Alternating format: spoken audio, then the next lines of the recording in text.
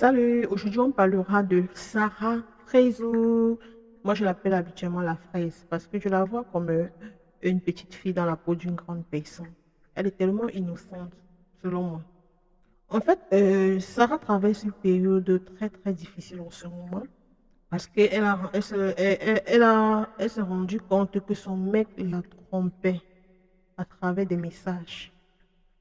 Et comme pour se venger, Sarah a décidé de prendre également le numéro d'une autre personne devant son mec. Et vous savez tous que le cœur de la femme n'est pas comme le cœur de l'homme. L'homme ne peut pas supporter ce que la femme peut supporter. Et vous le savez très bien.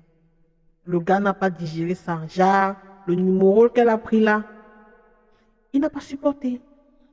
Les insultes, les embrouilles, tout le temps les en couille. Et vous allez savoir aussi que Sarah est allée chez le mec passer un moment avec lui. Et donc, tout s'est passé chez le mec en question.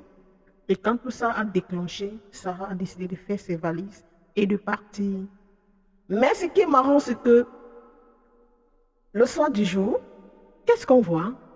Sarah qui dit qu'elle va donner une deuxième chance au gars. Écoutez. Il est pour qu'on continue et qu'on reprend à zéro une relation saine. Moi aussi. Et puis on va voir comment ça va se passer. On a mis certaines règles. Et puis voilà, on est des êtres humains. Ne jugez pas trop vite. Euh, il ne faut pas banaliser la tromperie. Ça par contre, je le dis et je le redirai parce que c'est une dinguerie quand même.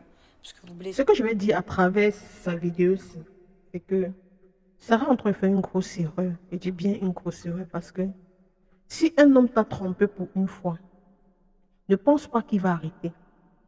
S'il a même eu l'intention de te tromper, sache qu'il va te tromper. Quoi qu'on dise, il le fera. Il le fera. Le conseil que je voulais donner à Sarah, c'est que Sarah, encore, je sais, tu es encore jeune en fait.